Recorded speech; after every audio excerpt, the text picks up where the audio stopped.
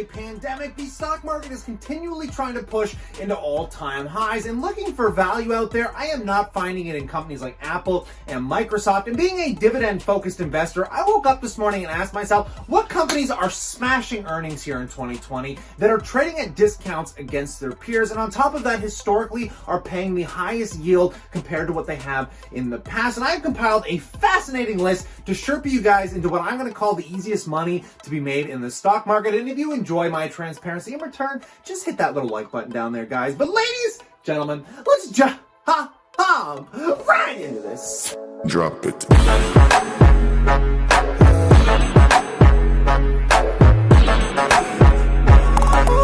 Well, welcome back, my passive income investors alike. And before you click off, I know you've heard of Johnson & Johnson before, but this company is being swept under the rug lately because of companies like Veritex and Moderna that are working on CV cures that are pretty much at front of the gate, and it's kind of been putting pressure on Johnson & Johnson's attention. And this is a stock right now that I think is just being so severely underlooked considering the rest of the market is going up, and this one has only been going down. Now, before I start breaking down the fundamentals here, I want to talk more about this CV first and why I think this company, at the end of the day, is going to slaughter all the competitors. Now, you might remember the chairman CEO, Alex Gorski, profiled by the Financial Times about Johnson & Johnson's work on a potential CV vaccine. Johnson & Johnson scientists are fast at work on a potential vaccine for CV that our company plans to provide on a non-profit basis.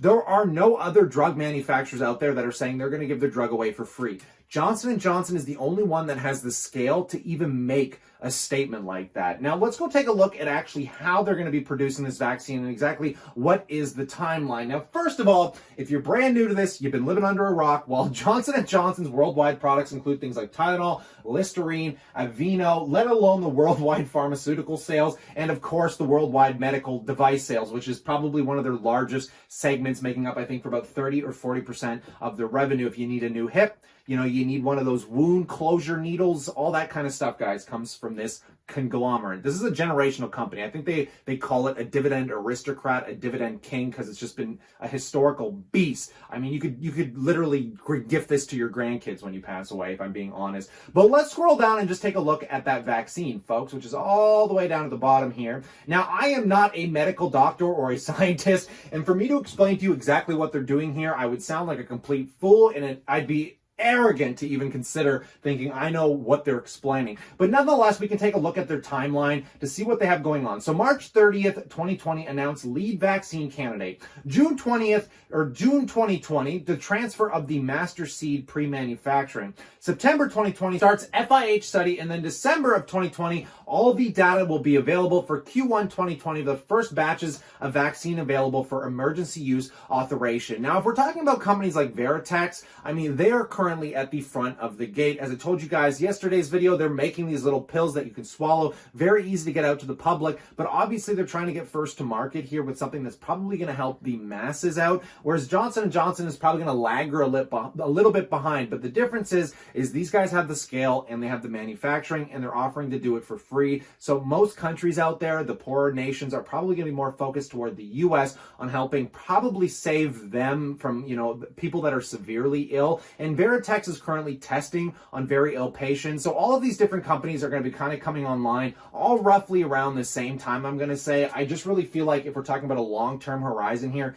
the big guys always win. The better balance sheets, the people with all the money, the people with the scale. I mean, conglomerates see monopolies, though they're not really supposed to be the way capitalism works. It's kind of the way it's become, folks. If you've never heard of Johnson & Johnson, you've never decided to own it, what have you been doing with your life, guys? This is a company that has smashed earnings over the last 4 quarters, not a single miss, and in Q1 of 2020 just destroyed expectations here, guys. Very stable revenue, and the best part is the dividends. This is a company right now, first of all, trading at a PE of 21, which is much less than most of those S&P top 10 companies, but the yield is at 2.91%. And historically looking here, guys, right now, the last time it's paid out 2.9% that was back in 2014. And since then, the dividend yield has gone from 66 cents all the way up to $1.01, almost doubling. There are so many reasons to want to own this company for a long-term portfolio, especially considering, again, you could literally gift this to your grandkids, guys. It's just an incredible stock that I think every single person should own. So moving into the next stock that I actually don't own, this is one that I'm really fond of, but I haven't added to my portfolio yet. And I'm talking about 3M, guys. This is a manufacturing company that makes so many products, it's not even funny, and they have been doing literally nothing but downtrending after the last few years, and I cannot figure out why when it has had a big spotlight on it through this entire pandemic, considering they're the ones that make the N95 masks and most of the materials a lot of medical people are using. And you can take a look at a few of their products on their website, guys. And even beyond the medical masks, I mean, they do things with energy, healthcare, manufacturing, electronics, automotive. They're very, very well diversified. It's like owning an ETF under one company's name. I think they own something like 50 or 60,000 different individual products here, guys. But the primary reason I found this one so bloody attractive in the first place is take a look at their net sales coming into 2021 here. And I can zoom this in so we can see it a little better on the TV. Coming into the first quarter of 2020 here, folks, and these numbers are in the millions, by the way. So we're taking a look at $8 billion in net sales for Q1 of 2020 compared to the sales of 2019. They are up drastically. So clearly this pandemic, it's taking effect on them, but not to the majoring degree that I think most people would have expected. And the next most impressive thing is most companies through this pandemic have had to spend more money on their operations to sanitize, keep things clean, to keep everything functioning. And it's costing them a lot more money, but somehow cost of sales with 3M here, guys, in Q1 of 2019 cost them $4.3 billion, but somehow to make more revenue, they have spent almost $200 million less. And that was something that just blew my bloody mind. So they're doing something incredibly right here. I don't know exactly what it is. You're gonna have to do some more research. But again, another company that has smashed its earnings reports against expectations for the last 4 quarters, and it has been a fairly stable dividend payer. Again, an aristocrat, a dividend king. Right now, the yield on 3M is 3.79%, whereas historically, guys, I mean, it hit a high yield there of 4% on that big dip. But nonetheless, taking a look at anything near that 4% yield is something this hasn't paid,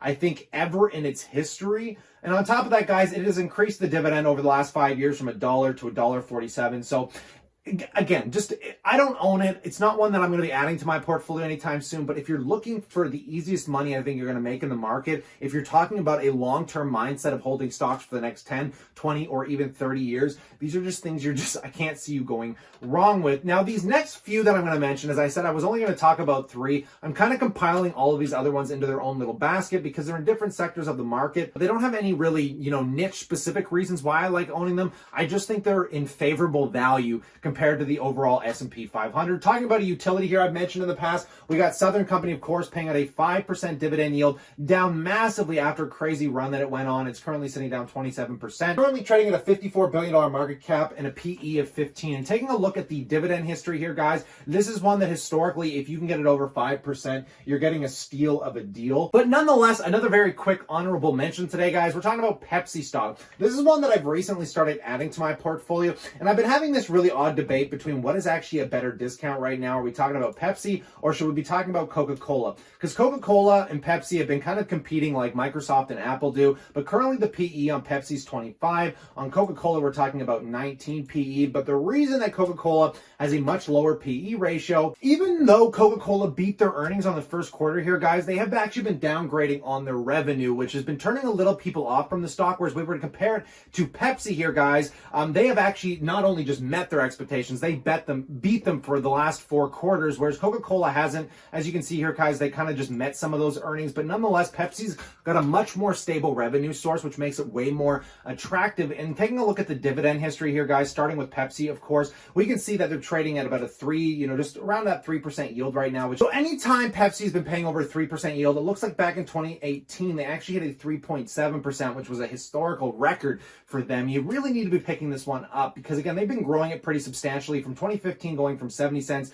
to $1 back up till 2020 here, guys. Comparing it to Coca-Cola, this one has had roughly the same kind of dividend increase, but right now it's paying out a 3.7% yield, which compared to its past is actually a historical record, I do believe, compared to anything that I'm seeing here. So it's kind of playing that weighted value. Do you think Coca-Cola is going to come back and start making more revenue, or would you rather buy the more stable Pepsi Stock, because Coca-Cola trades at a 19 PE again, guys, and Pepsi's trading at a 25. So finding the fair value in there, maybe you'd be better off just buying both. In light of all of this, guys, I am going to be sometime this year adding more Johnson & Johnson and Southern coming into the portfolio, and I think these ones are the cheapest on the S&P right now if you're looking for some really good deals out there without taking on any major risk, where you're likely to make a pretty healthy gain from here on in. I would love to know what you think about all that in that description below, guys. But again, stay cool, stay awesome, and I look forward to catching you tomorrow.